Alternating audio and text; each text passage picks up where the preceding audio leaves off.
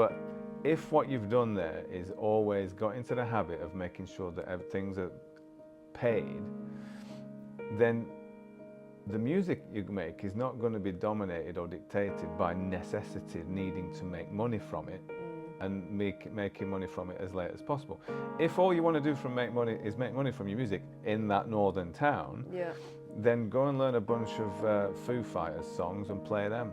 But that's not going to help. That's not pushing the dial forward in any way. This is the Creativity Clinic, a show that inspires creatives to take meaningful steps to fulfill your passion.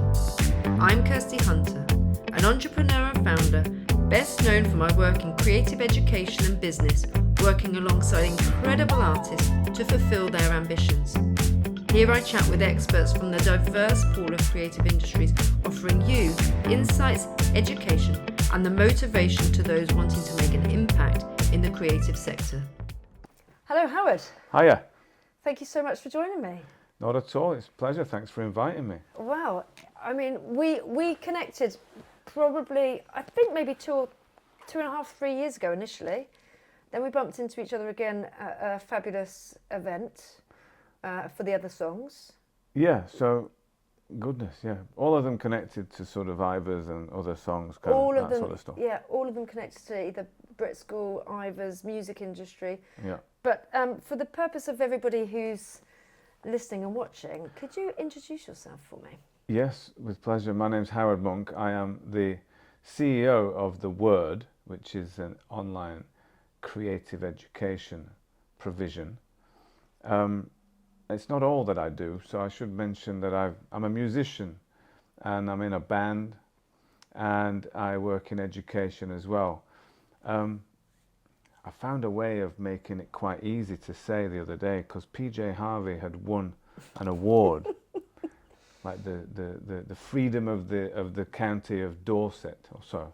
Oh wow! And she was in her acceptance speech. She was just not focused on herself at all. She was talking about all the people that she came up playing in bands with, right, supporting her, schools, colleges, yada yada venues, and it just made me think: be a musician and help other people do music. Make art and help other people do art. Yeah. That's what I do. Yeah, I think that's a really good way of putting it, actually. Yeah, old or young or whatever, you know. Yeah, helping people to make art. I like that. That's actually a really good analogy. I actually changed my LinkedIn profile at the top the other day because I met with somebody and she said, sometimes it's quite difficult to understand what you do.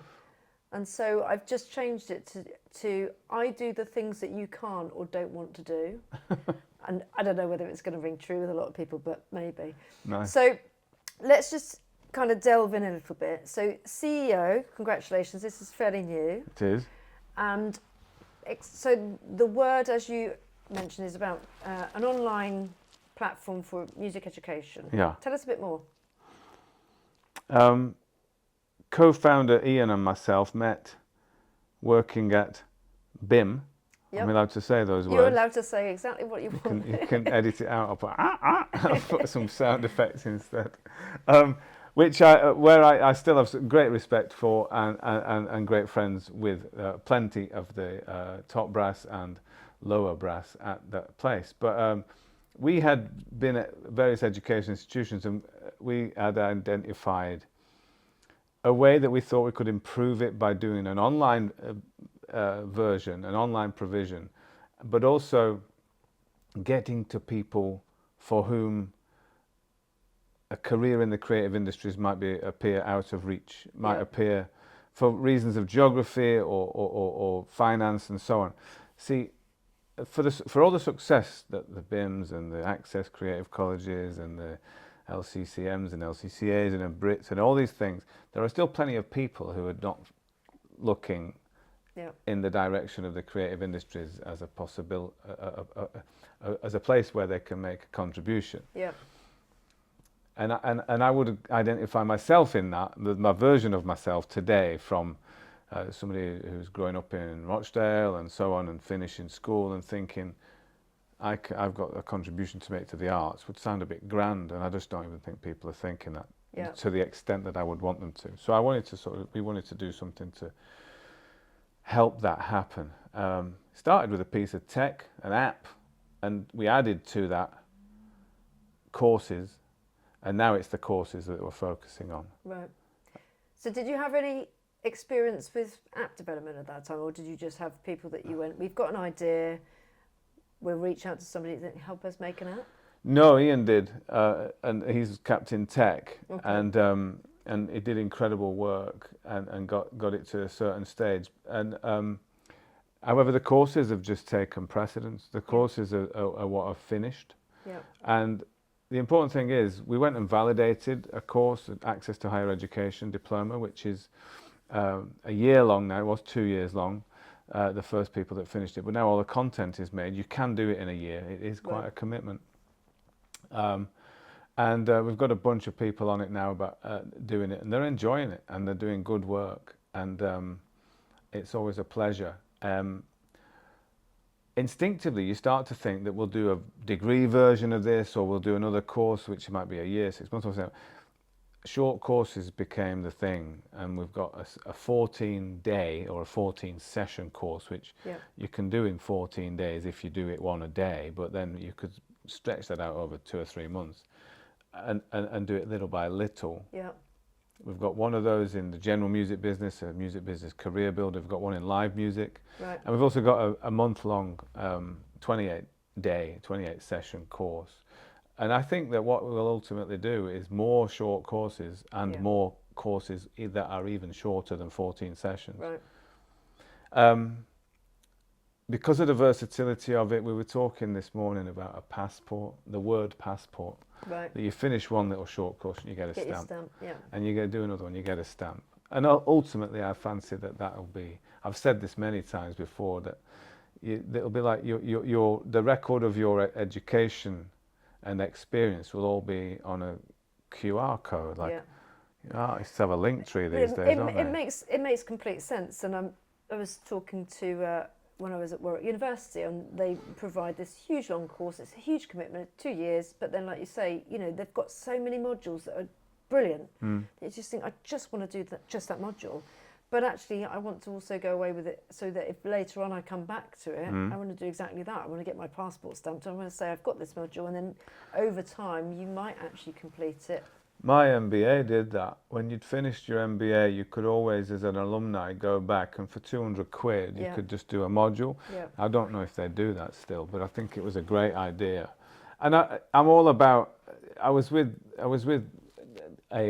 I'll not name the person, but a professor, doctor, a leader at a big place that I was having lunch with just now. And she was saying she doesn't care. She's just about learning. She doesn't care who's delivering it and how it's being delivered, but that people be learning. And I'm all about that, and we are all about that at The Wrd.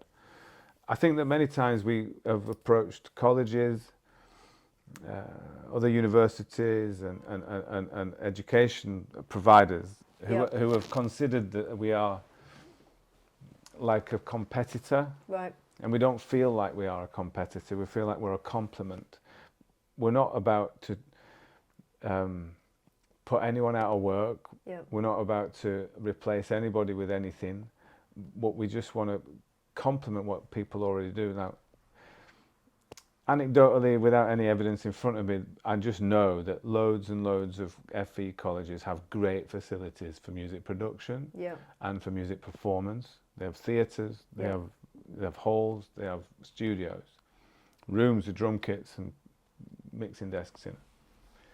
But what they don't often have is supporting music business education. So people can come out and they can produce great music, but perhaps they're lacking a kind of a foundational knowledge in intellectual property, in publishing, and what you own, and how to split that up, and what then to do next with your once you've made your music. Yeah. And that's where we come in. And I remember with my own band it being explained to us on the back of an envelope in a pub with our first... Back of a fag packet. The days. Probably. Yeah. And this guy who did that is now a leading lawyer in the music game, but he was showing us how things work. Yeah. And we had never had to know that because we weren't thick by the time we had the band. We were clever boys, but we'd never needed to know. When Yeah. somebody said, "Who does your PR?" We had our first ever record with Simon Williams' Fierce Panda. And the girl said, the lady who did the press, Sarah Neve, who I still remember, "Who does your press?" And I said, "No, it wasn't. It was Simon Williams. Who does your press?"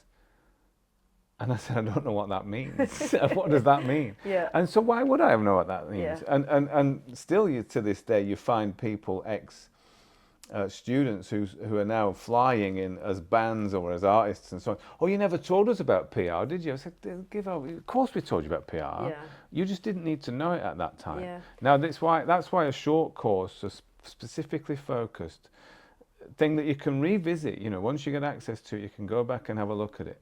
That's why I think these things are really important. Yeah, and I think that, I mean, whilst there's huge amount of challenges for people that want to break into the industry now, I mean, different challenges, I think, because we're awash with people that are putting content out there.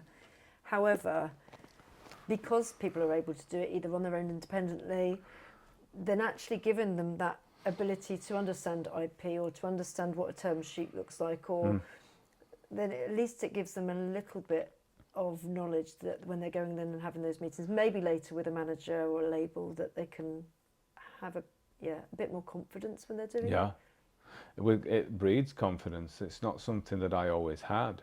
It's always something that, weirdly, Paul Etworth, who's a supporter of what we do and a good friend, he's always really been really strong on that. And even when I thought that I knew, you're in a conversation, so much, and you hear somebody else talking about it at a slightly better, deeper level, you're like, "Oh, okay.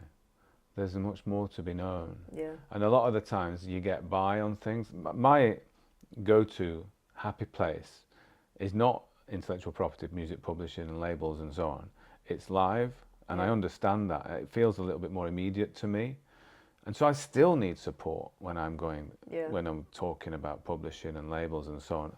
Having said, even though I own a label, where my band releases on our own label, and we have publishing deals and so on and so forth. Yeah. So I understand it enough, but there's always more. And I think that with knowledge comes that power and that confidence. Yeah. I don't want, in a way, I want new artists to learn and understand this stuff when they need it and not when they don't need it. Yeah. Because I feel like we have a whole generation of very efficient new bands, rather than really edgy and important. They're just really efficient. They're and just very kind good. of like scraping their way through and then eventually getting the Idols are a great example. Then just had the nominations for the Grammys, haven't they? Sadly, they didn't win. Disclaimer. Oh, is that right? So the course is aimed at 19 plus. It is. The short courses, however, are For anybody. 16 plus. If Okay. you want, I think you would need to have a sort of a pretty solid foundational understanding of math and what have you in order to be able to do it, to benefit from it. But yeah, we've got some people who are 16, 17 doing it in the Generator area of the northeast. Right. So physically they come in person? No, they'll do, all the content can be done online. However, with Generator, the northeast sort of development agency for the creative industries, they've got a bunch of the short courses and are offering them to their region, and 66 signed up, which is really great. So very excited about that. But I'm going to go up and do a one-day session late Feb, and then I'll do another one in May at the end of a sort of a 3-month period. Right. Supporting people through it. Yeah. Because often the people that we're aiming at are very willing beneficiaries or recipients of additional support through that course, for whatever reason. We've had people finish the course who have declared all the different measures of neurodivergence and so on, and we've had mothers of families, we've got old people, young people, we've got a whole bunch of. Right. And so in terms of our percentages versus the national average, I know we're all dealing with smallish numbers, but we're scoring pretty high in the diversity of our cohort, and we're very proud of that. Yeah. I think there's something about creative education that really draws in a very neurodiverse crowd. With all absolutely. When you are a creative, there often are other things that you need to consider along the way, and that must, play into the hand of. That's why you sometimes get such excellence in the music industry. Well, yeah, and weirdly, I mean, music has always been like that, hasn't it? In so many ways, in terms of Little Richard, David Bowie, Boy George, yada yada, the mercurial, great, exceptional talents, and it wasn't really focused upon. But I mean, it's just a little bit obvious these days, isn't it? That people are. And people talk about it more. Yes. And celebrate it more, which is great. Yeah. So, your client base can be across the entire world, then. Yes, it is, and we did have some when we first launched the first short course. We did have a bunch of people from all over the place, like different parts of the world, New Zealand, Russia, Canada, doing it. But I do think, again, the same as when you're launching a new band. I guess you don't just put it out there and everybody starts gravitating towards it. We need different partners, different marketing and press and promo campaigns in the different territories in order to make these things happen. And again, people are finding it a good supporting. The short courses are a good supporting pieces of content for another main bit. Yeah. So there's a college down in Southampton where we're doing.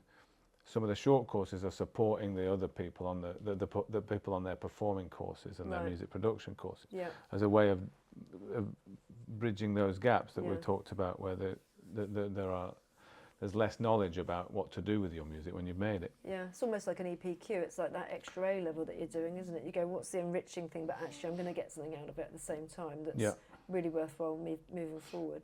Exactly. So, am I right that you're a CIC? Community interest company? We are both. Okay. Yeah, we have a community interest company and we also have a for-profit company. Okay. We want to do good by. Interesting. This might or might not make it to the thing, but we're in getting investment in the first place. Difficult if you're a not-for-profit. Yeah. People want to see a kind of a return. Yeah. However small, but no, the CIC is crucially important because we see ourselves as absolutely for purpose, absolutely with with goals of, but we also believe that these goals which do good can also actually make money. Yeah. It's that same thing about the green economy. It actually makes sense. Yeah.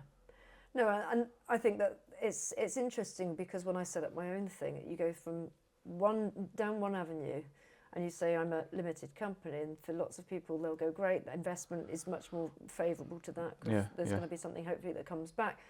But then you go down another avenue, and they'll say, well, we're not interested in you because you can't access that grant pot because it's not about social purpose, even though there's a huge part of what I want to do is about social purpose. So it's actually really quite smart to have both aspects. So well, how do I you, agree. Yeah.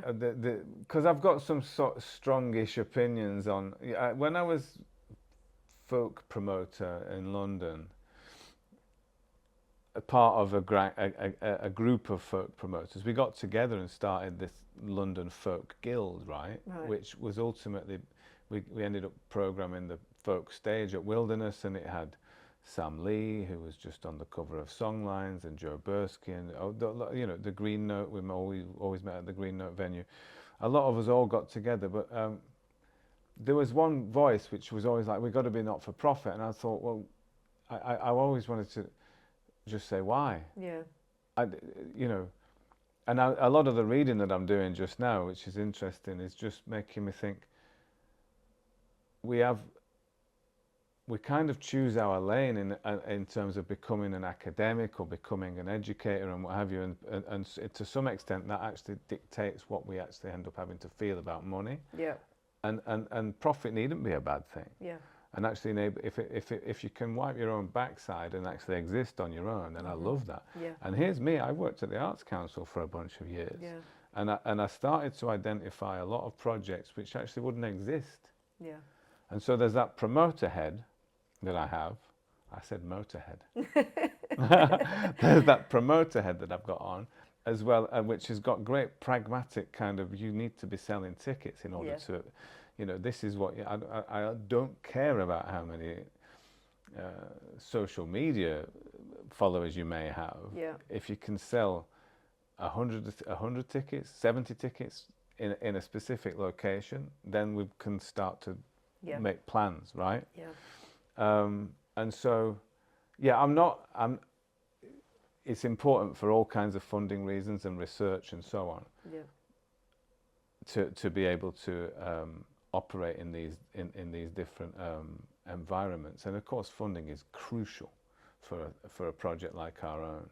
And we're not always going to be making money, but I feel like we ought to be able to. It ought to be a profitable,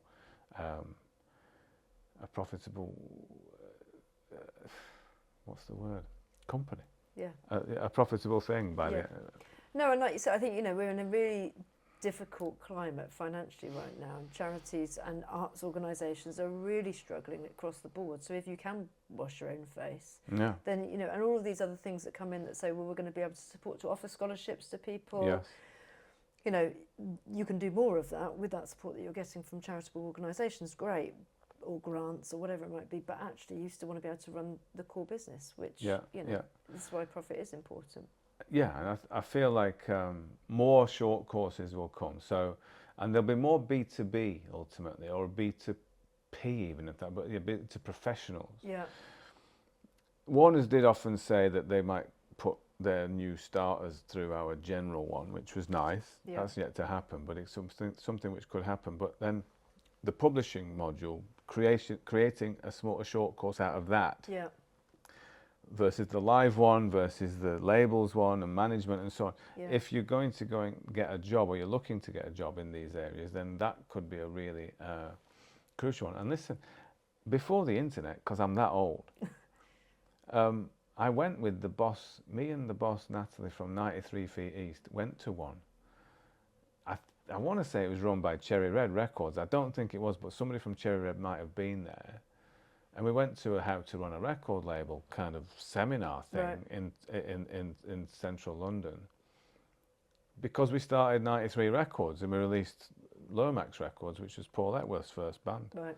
And so these sorts of things have existed for a while, and I feel like this kind of thing can a little bit more involved than simple YouTube content, of which there is a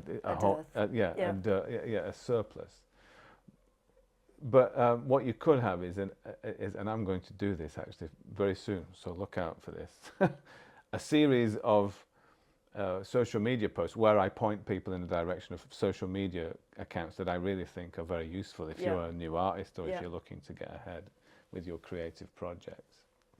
So you came up with this idea, you and Ian came up with this idea, you went, this is a concept, we're missing this, we've found our niche in the market, this is what we're going to do. So you had to go and raise some capital to do that? Yeah, yeah.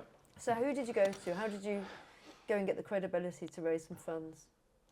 The credibility was in the plan. I think that was clear, and we were going to help people, pull people up, help give people an opportunity who might be thinking that it's not for them, but who were curious about it. And we went to Paul and Jamie for a start, Paul Epworth and Jamie Hartman. Paul's my mate, Jamie's Ian's, and we said, we've got this plan, and do you want to support it? And they were very generous in their support, but not only that, they've kind of got some clout in terms of they open a door or two. Yeah. They do make a lot of people kind of think, oh, they're involved, they must be absolutely stacked. So we'll just put an extra zero on our quotes and stuff, and it's a little bit like you've got to be quite careful there. Yeah. Because we weren't stacked, it was quite sort of everything was planned, and there was a use for everything, and it's very easy to get rid of a large chunk of money in any game. Yeah. So Paul and Jamie were very gracious and helped out, and that opened the door to an Ivers collaboration which existed for a couple of years, which we were very fortunate to get, and we enjoyed that very much. I do think that the Ivers one was a little, it wasn't the best fit in terms of we had a lot of people doing the program who were creators themselves who wanted to be stars, Right. and I'm a little bit more kind of. We want to support people who actually don't want to be stars, Right. who want to have an existence within the music game, Yeah. which might be creating in some aspects, it might be promoting in others, it might be being this, blah, blah, blah, blah, but it basically who have a pragmatic sort of creative realism, Yeah. and how they're progressing. So it was a very fruitful relationship with the Ivors. However, I think that some people started the course, and having had Peter Gabriel give us the nod on the red carpet, do the word and stuff like that, which was great, Yeah.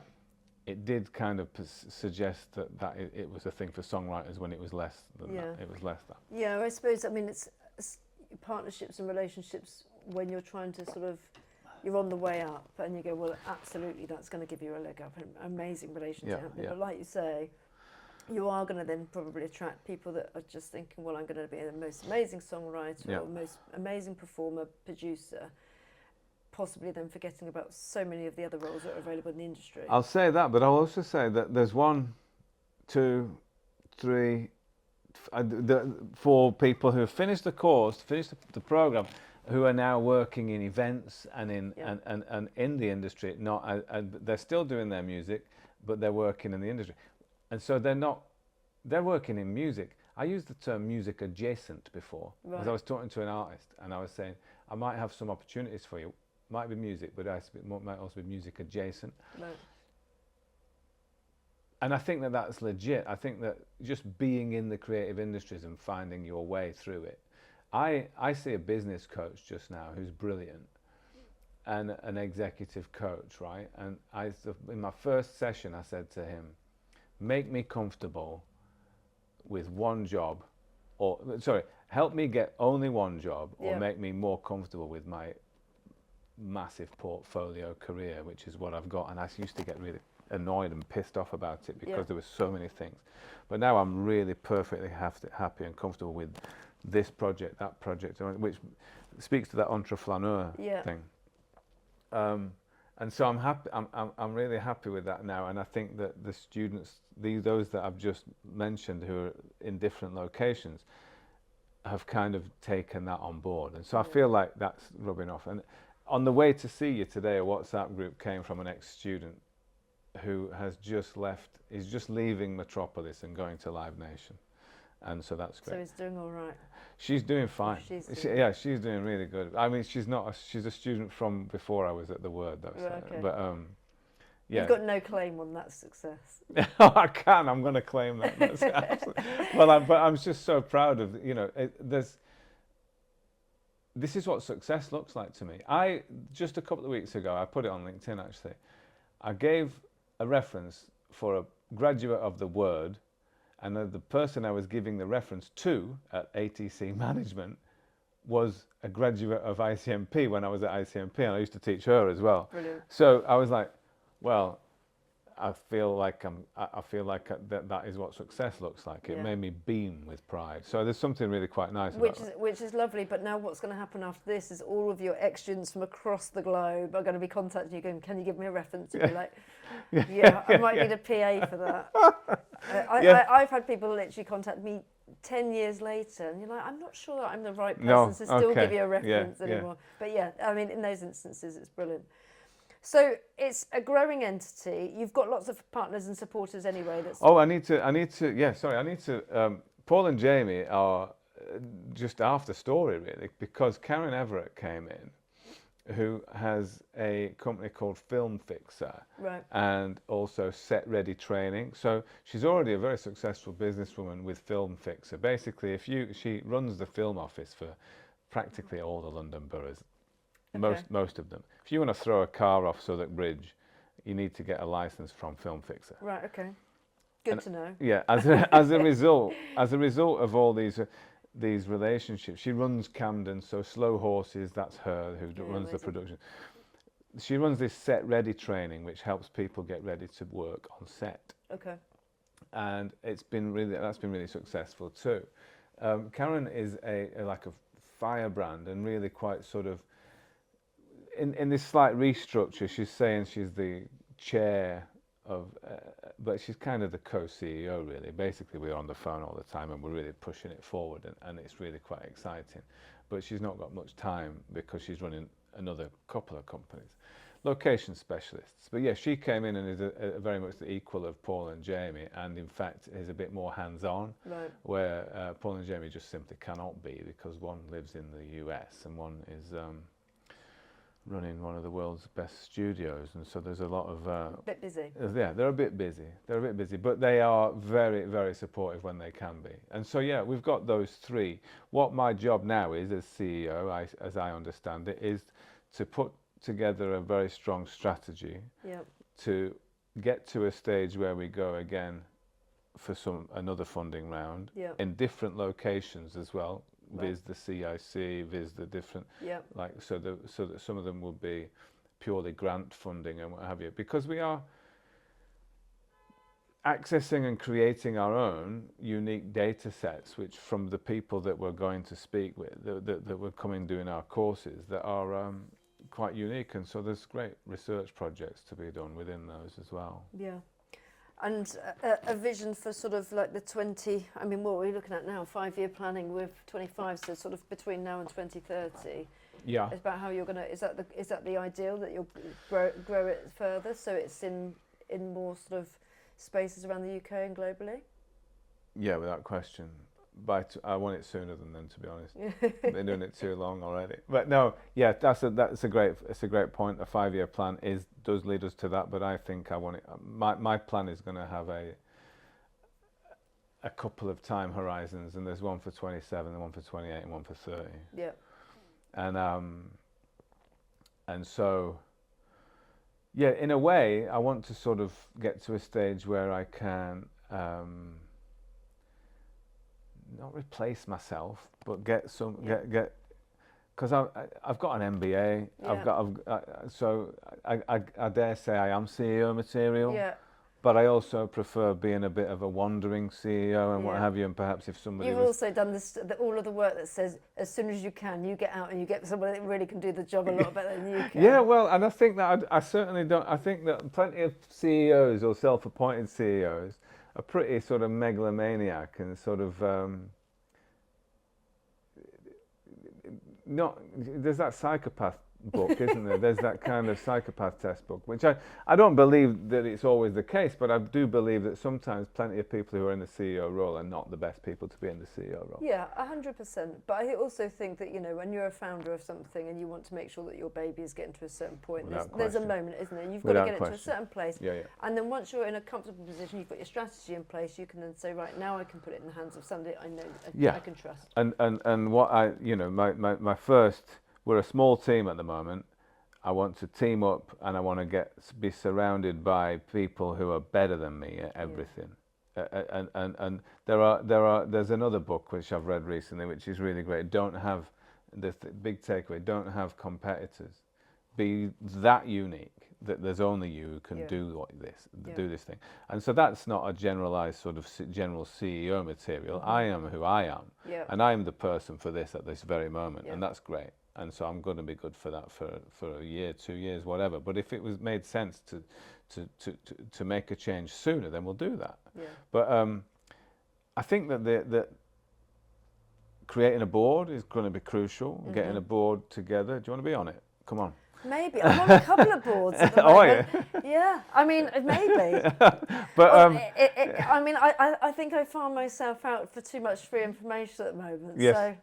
Well, I totally get that. I've had too many conversations about jobs, effectively job interviews recently, that are like, you come away thinking, these are just people getting free information from my massive brain. Well, I mean, there is a lot of free information that comes out of my brain, and it's just I'm a true believer. You know, there's a moment in life where you go, I've got to give back more than I take, which is great, but then I feel like I'm tipping it so far over. I've got to take more. I'm tipped so far over. So but we can have a conversation. I've been saying it to for too long that there are artists especially who I've introduced to each other, and then seeing them skipping off happily into the Yeah. distance, making millions of pounds Yeah, together. yeah. And I'm thinking, What happened? I with should that? have found a way to monetize. If I'd have been a label person or a Yeah. publishing person, Yeah. I would have got my percentage on Yeah, that. so I've missed a trick there. Yeah, but yeah. there are some people feel you. I can name them,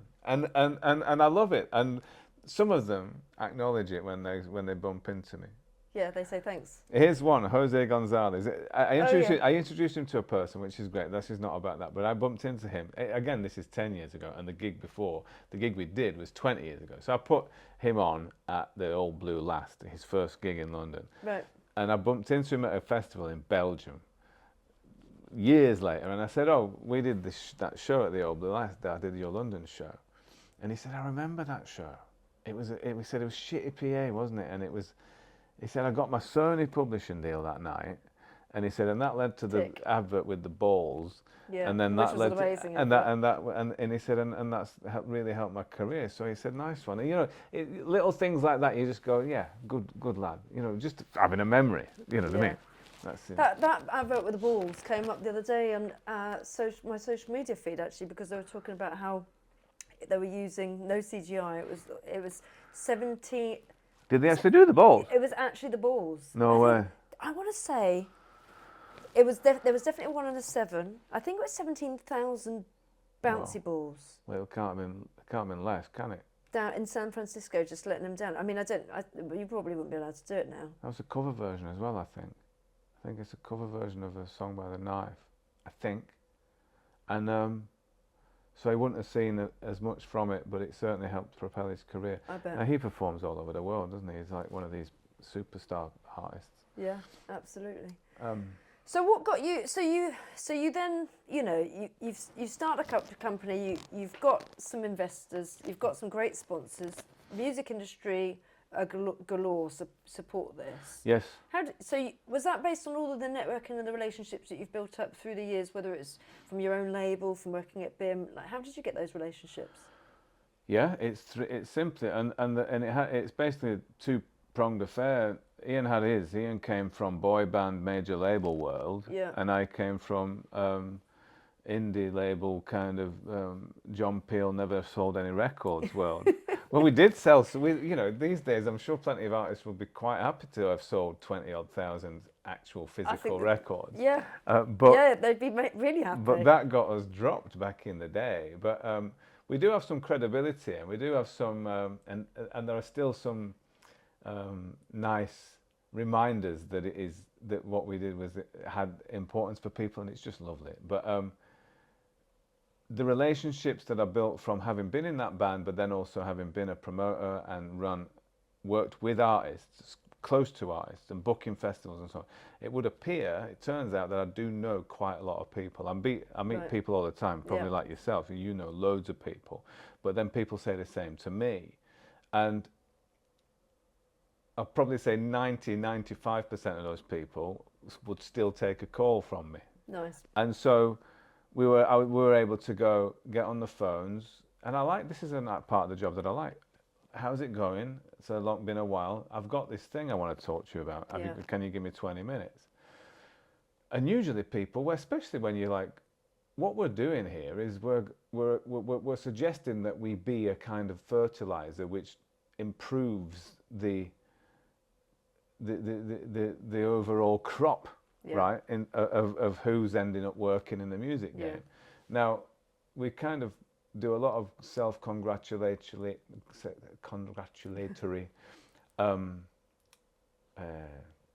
activity.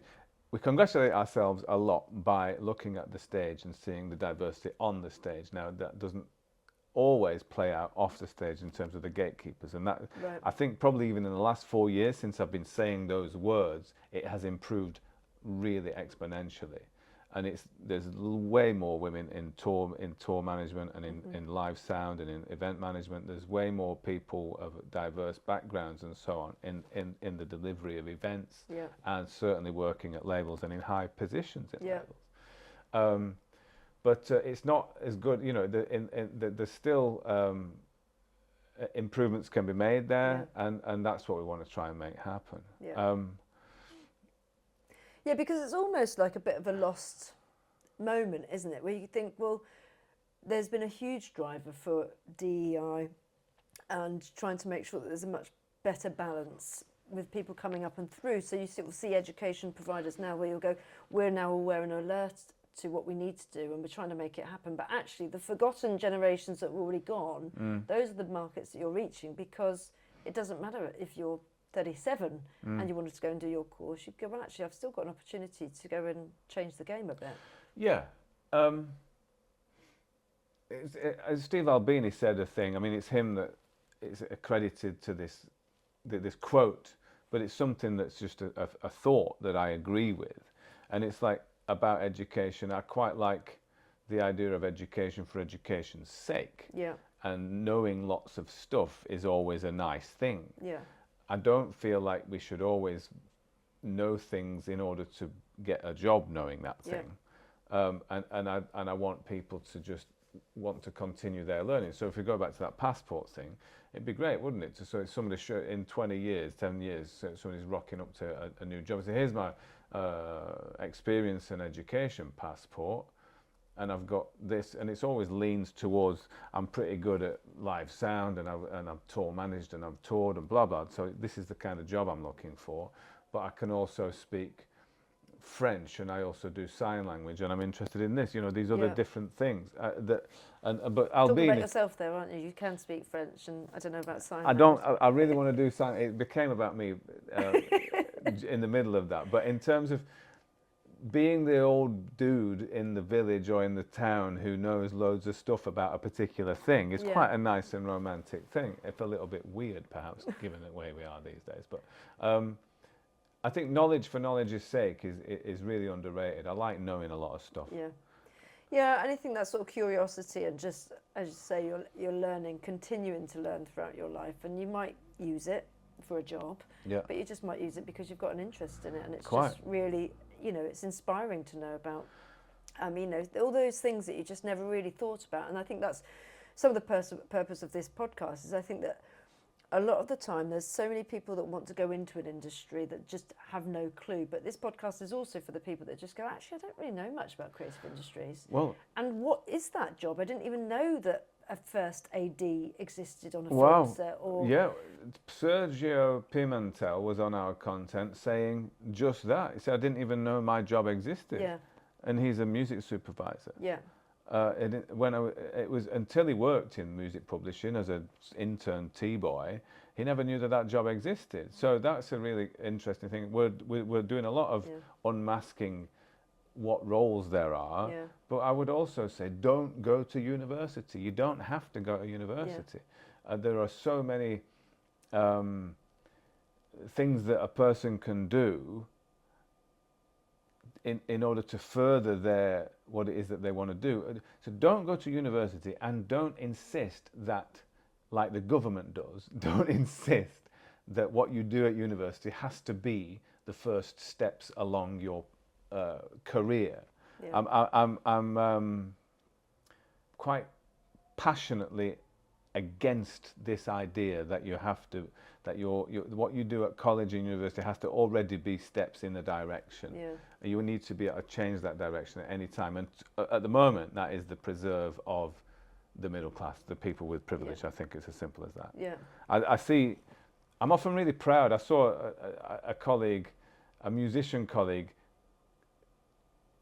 made a bold announcement and changed their career and became like an environmentalist or a botanist or something like that. And I thought, isn't that really cool? And didn't they announce it with some great writing? And then on reflection, I thought, yeah, it's also really, you know, it's not an opportunity available to everyone, is it? To be able to change your career mid-career. No, I mean it really isn't. And I've certainly changed my career, and I think I've got another really good friend of mine. She worked 10 years at the BBC doing rights, and then she's retrained to become an architect. But of course, you know. Of course she has. I mean, but again, you know, there's an element where you need to be able to finance those courses at that point. But there is a bit of a directive for university, and I've come very much from a world where actually when you get out into the world and you put the vocational side of things and you just, you know, internships or going to be the runner. Yeah.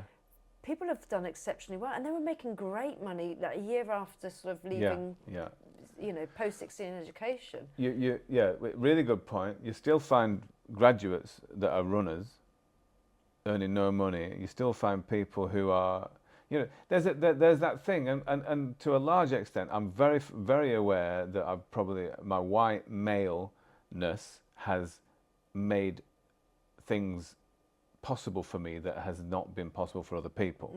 I also, and weirdly, most recently, I've been in a position where accent bias has been a thing thrown back at me.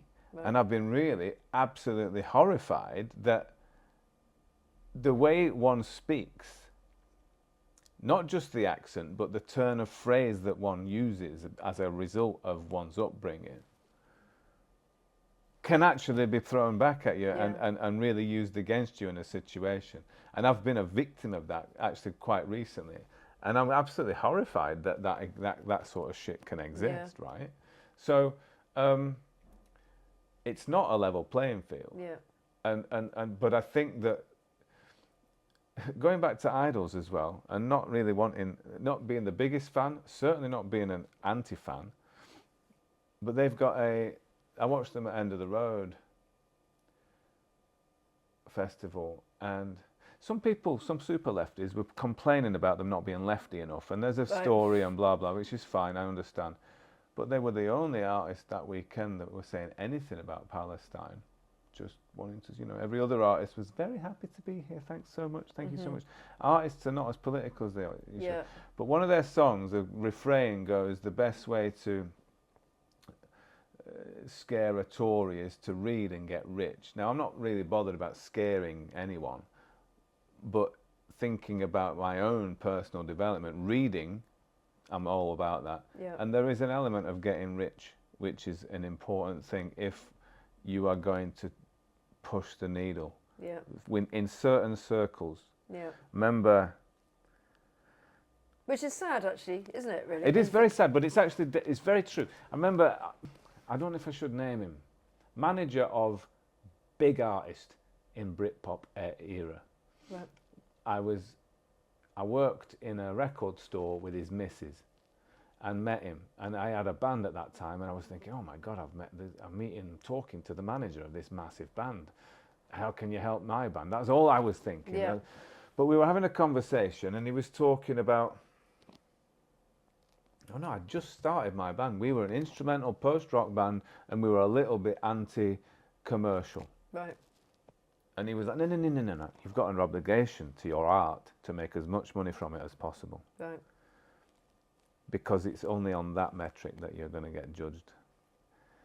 It's not only on that metric, but it's on many metrics, but that is an important one. And I feel like, to go back to what we alluded to before, there's a view about money, which we kind of think comes with the territory, and it needn't. Yeah.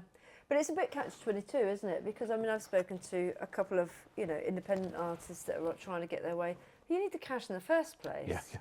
So it's like, okay, well, you want me to get the numbers and you want me to get the money, but essentially this is going to be a long ride. I mean, Rachel Chinaruri, who's just literally like 10 years in the game, right? She's been going for all of this time. She's as brilliant as she was then as she is now, but of course it's got to get the gravitas to get the money to get then out and marketed. Lola Young's just about to, she's just Lola Young is brilliant. And and getting her moment, but she's been going. Is she Brit? She is Brit. Okay. Yeah. But you get those moments. Paul Epworth is a supporter of hers, is a fan of her. Yeah, and Rachel was also Brit as well. Oh, really? So, yeah, but I would say, I've heard you ask the question to previous guests, what would be the first thing that you would advise a young artist do? And might be the question connected to what you say at the end, but I would always say, get a job. Sorry kids, go and get a job, and make sure, don't be going to that promoter saying I need this much money to play a gig, and then give the promoter the opportunity to say, all right, and how are you going to get that? Are you going to sell them enough tickets to get that gig? I'm not talking about pay to play. I'm just talking about people being realistic. I can't be doing with people who have got no profile, have done nothing, making demands because this is how I make my money. Well, it isn't how you make your money, because you don't make the money that way yet. So if there were, let's just say we're in London right now, there's a lot more opportunities. But if you had somebody that was in a, you know, up north, and there's, you know, there isn't a huge music scene, but they really love the industry, they want to get involved, what advice would you give? Where can they go and find a job that's in something that they love? Because bearing in mind what you've said about the music supervisor role, some of the jobs that you might end up in 10, 20, 30 years time, you possibly don't know that they exist. So where can they sort of get in and start making that network? I don't even think it needs to be a job in music yet, and it can't be, and it's not always going to be, and so there's no shame in that. But bar work, restaurant work, paper round, doing anything, but just pay your bills and don't be stressed about that. Yeah. Make that something which becomes your absolute foundation. See, I didn't always do this, and I've struggled as a result for a number of reasons. But if what you've done there is always got into the habit of making sure that things are paid, then the music you make is not going to be dominated or dictated by necessity, needing to make money from it and making money from it as late as possible. If all you want to do make money from your music in that northern town, then go and learn a bunch of Foo Fighters songs and play them. Yeah. But that's not going to help. That's not pushing the dial forward in any way. In any way. And for those people that aren't performers and they want to do something that's just music business. Okay, same again. Go and get yourself a job, but then read up on stuff. Find a short course. Find a way of doing a thing at your college. You could do you can do it for free. I've no doubt. There's plenty of things that you could do for free before you spend any money. Yeah. Follow the right Instagram accounts and the social media and so on. If you are, I want to say, let's say we're in Preston now, and then there's Manchester, there's Liverpool. Find and get out to those places. There's one lad who did the one short course, and I wasn't involved at this particular moment, but he found me on social media, reached out to me, and I meet with him like once a fortnight. And we have a 20-minute chat on Zoom or so, and I'm just giving him little things to do. Go to push himself forward. What's the finest music night that you like? Oh, I like this night. What's your favorite artist? I like this. So find when that kind of music is happening near you. Now, I get this so often. I had it when I was event management course leader at BIM. People would come from Italy, France, Germany, Switzerland, and say, "Oh yeah, I'm from this town. There is no music industry in my town." And then I would say, "Oh yeah, my band Billy Mahoney played in your town. There is a music industry in your town. You just haven't been looking deep enough, and you've thought London, you know, you thought you know. So, and if there isn't one in your town, make one happen." Yeah. And so I'm about to do it the same in my hometown, which has not enough going on, and I want to make some things go on that I would like to go to myself. So I'm going to make them happen. Yeah. And it's easy enough. Book a back room in a pub, and invite a band to come and play, and so on. I'm all about that. But then to go back, you gave the example, a person in a northern town that has an interest in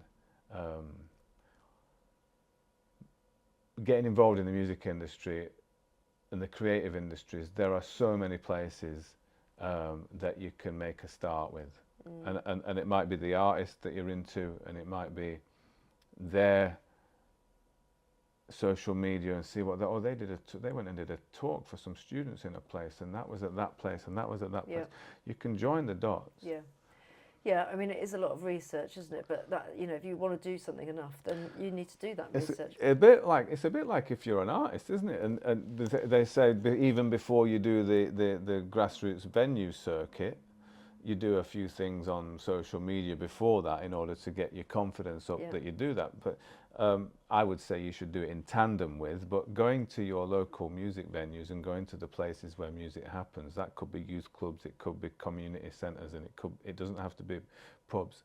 Music venues, grassroots music venues, it's in their interest now, and they know they're not sticky floored sort of inhospitable places like they used to be. The sticky floors. Yeah, me too. But but they're very welcoming. Yeah. And if they're not, then that's the reason why they're on their arse. Yeah.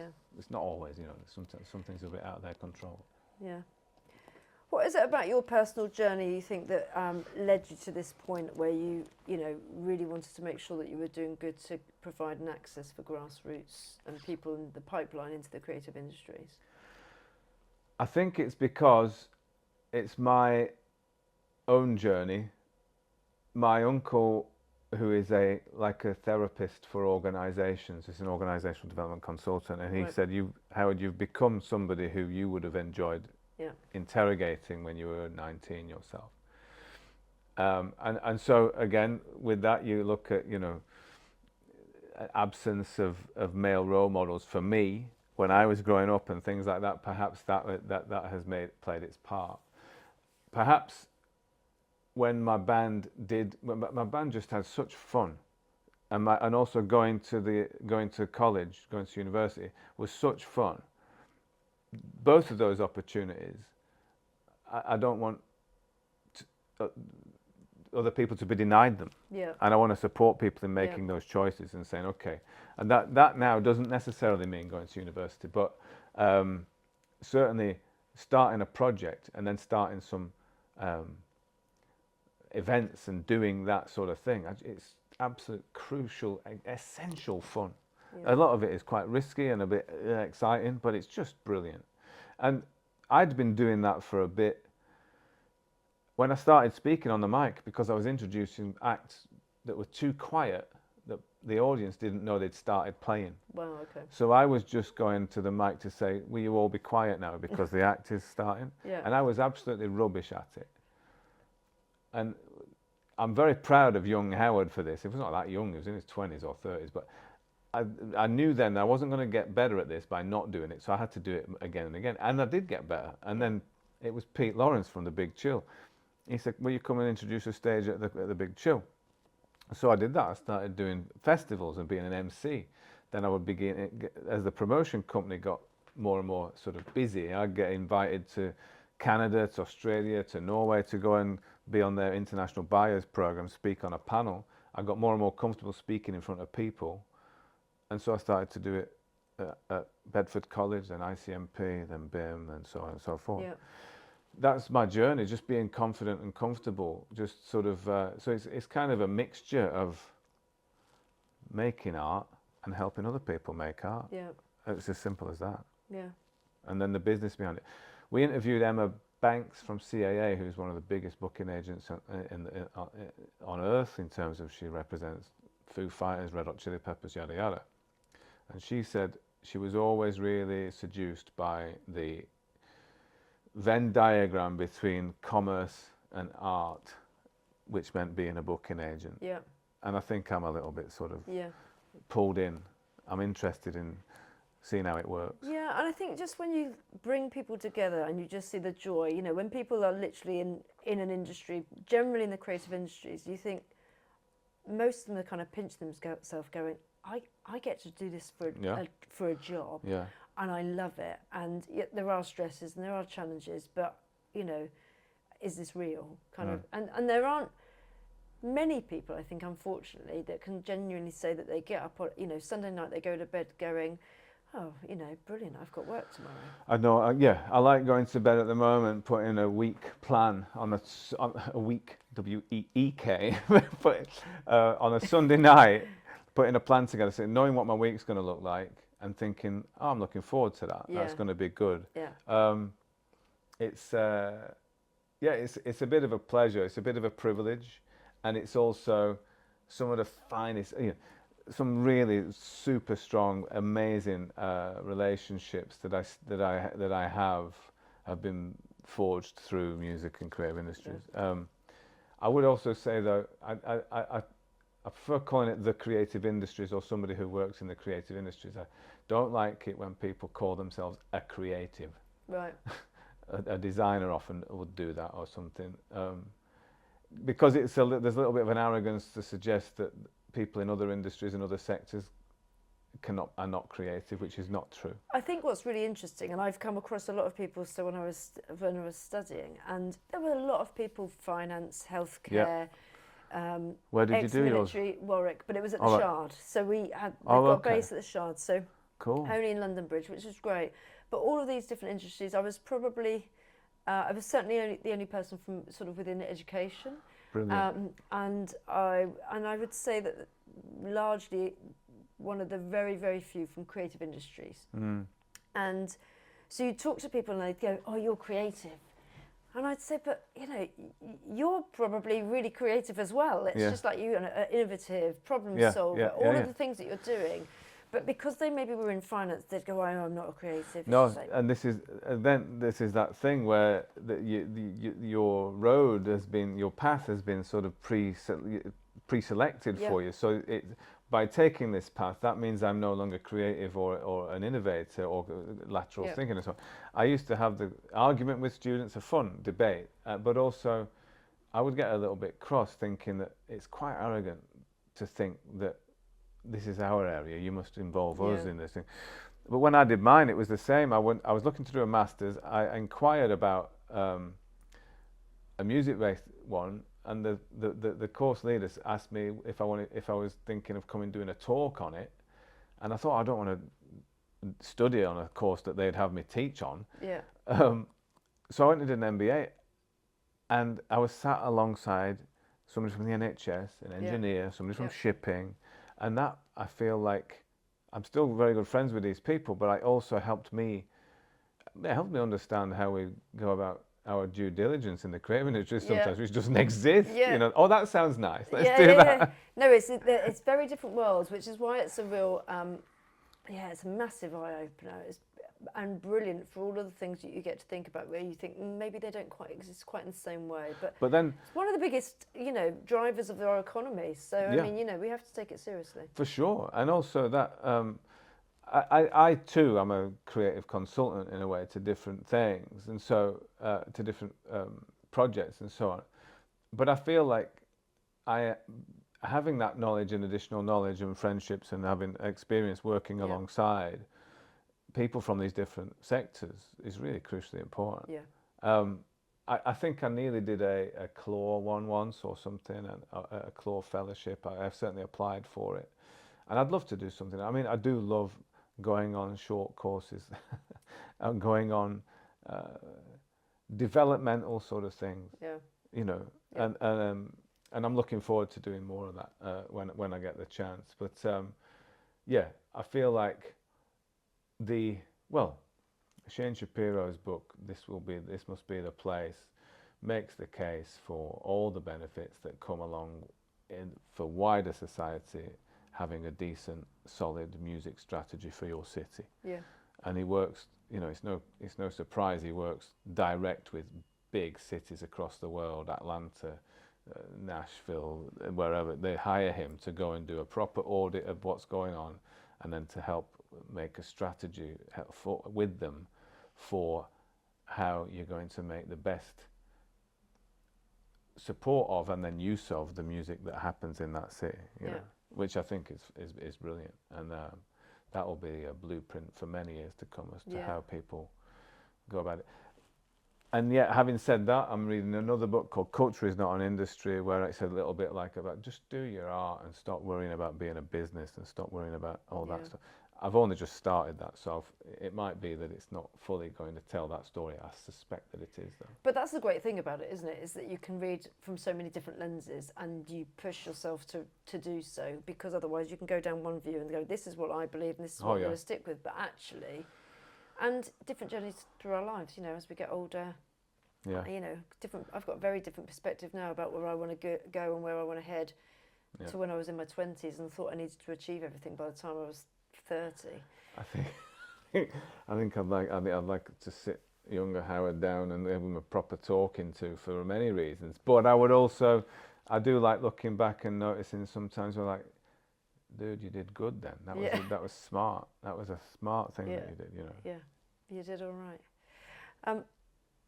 I'm just going to sort of wrap us up before we sort of leave. So if people wanted to find out more about The Wrd, they could do so by going on the website. Yes, thewrd.uk. The Wrd is the wrd.uk. And there are a number of other, that we've got 3 at the moment as we are recording this. And we're going to reduce that to 1 ASAP, because that's one other thing that I need to do. And it's going to be much more simple. But yeah, you can follow us on Share the Word on Insta and so on, and TikTok. And there's going to be some good stuff on the socials as well. Yeah. Yeah, And so if people wanted to apply, is it like a traditional time span? So if they wanted to start, they start in September. So when do they apply? They can start whenever. Oh, the diploma starts in September every Okay. year. But while if you signed up for it tomorrow, you wouldn't have to wait until September. You Okay.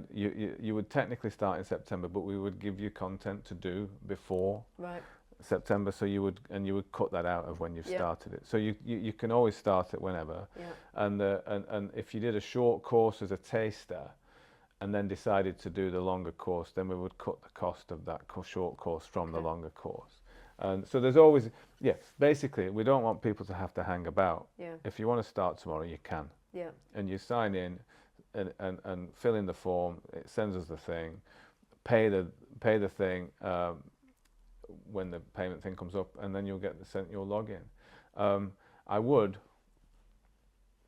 look around your local area and see whether there is a generator or another version of generator in the areas where you live, who might be offering free opportunities. I know that there's Parallel Conference in Southampton in Right. March. Okay. They've got 10 free tickets they're giving away. Wow.